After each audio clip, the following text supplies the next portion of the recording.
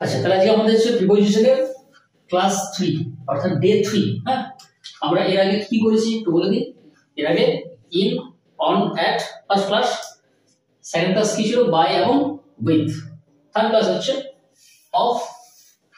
Of আচ্ছা, যদিও এর উচ্চারণ ও এফ, এর উচ্চারণ কিন্তু অফ নয়, এর উচ্চারণ কি অফ, ঠিক আছে।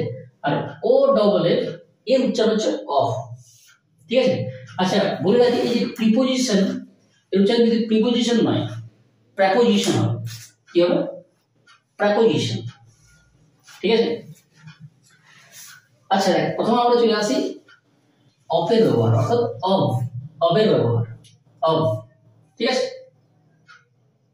ফার্স্ট পয়েন্ট হচ্ছে যে এর বা র অর্থে, কি অর্থে ব্যবহার করা হয়? ওই একটা এর বা র অর্থে, মানে অধিকার বোঝায়। কি বোঝায়?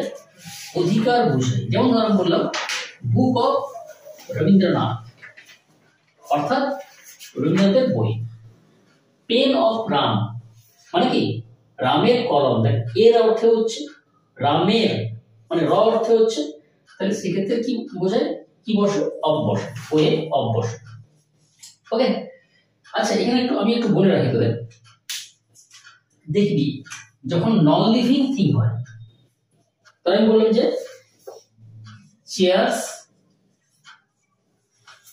লেগ, না লেগ অফ দ্য চেয়ার বা অফ এ চেয়ার, বলতো কোনটা ঠিক?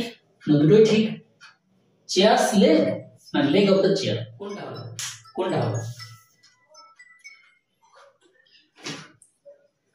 চেয়ার্স লেগ না লেগ অফ দ্য চেয়ার, কোনটা হবে?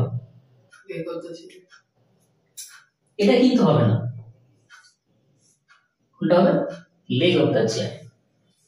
এখানে একটা নিয়ম আছে, পরীক্ষা আসে, বিভিন্ন কম্পিটিটিভ এক্সামে আসে, চাকরির পরীক্ষা আসে, যে যেগুলো নন লিভিং থিং, যেগুলো নন লিভিং থিং তাদের সঙ্গে অ্যাপোস্ট্রফি এস হয় না। যেমন chairs leg, tables legs, fans blade, এগুলো কি নন লিভিং থিং, তো সেগুলো এখন তাদের সঙ্গে অ্যাপোস্ট্রফি এস হয় না, সেগুলোকে অফ দিয়ে লিখতে হয়, অফ দিয়ে লিখতে হয়। তো leg of the chair, okay, leg of the table, blade of the fan, এরকম লিখতে হবে। কিন্তু যেগুলো লিভিং থিং সেক্ষেত্রে কিন্তু আমি অ্যাপোস্ট্রফি এসও যোগ করতে পারি, আবার অফ দিয়েও লিখতে পারি। যেমন ধর বুক অফ রবীন্দ্রনাথ, এটা আমি কিন্তু এভাবে বলতে পারি যে রবীন্দ্রনাথ বুকস, এভাবে বলতে পারি।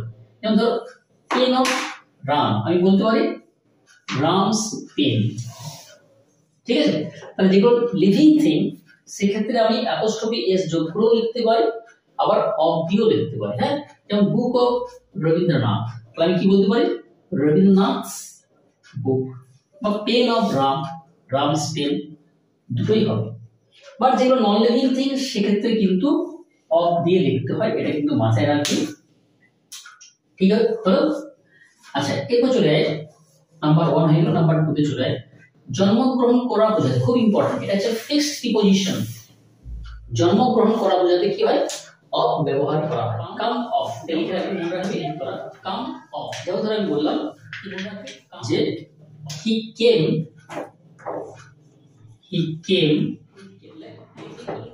dash a rich family, he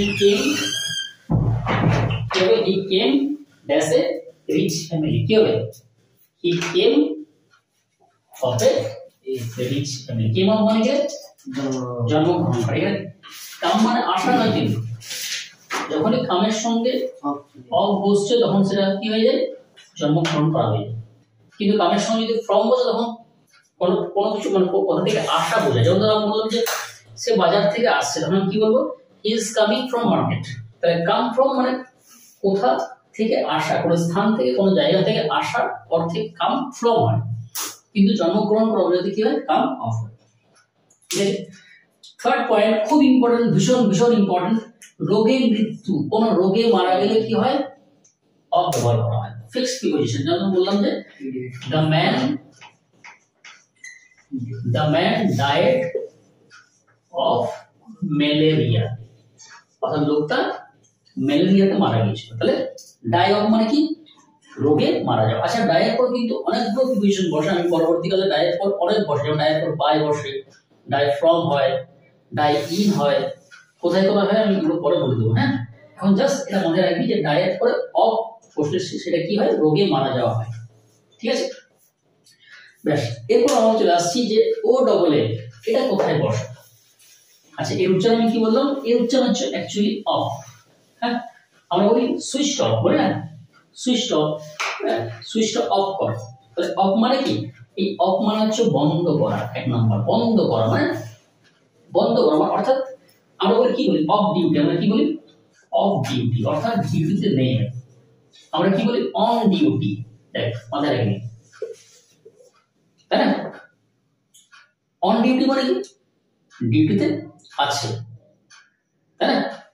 of duty মানে ডিউটিতে নেই। তাহলে অন মানে যুক্ত আছে, নিযুক্ত। আর অফ মানে কি? অফ মানে কি? দূরে আছে, আচ্ছা ডিটাচ আছে। আচ্ছা, একটা এক্সাম্পল দিই। তাহলে বললাম বাপি fell down the ladder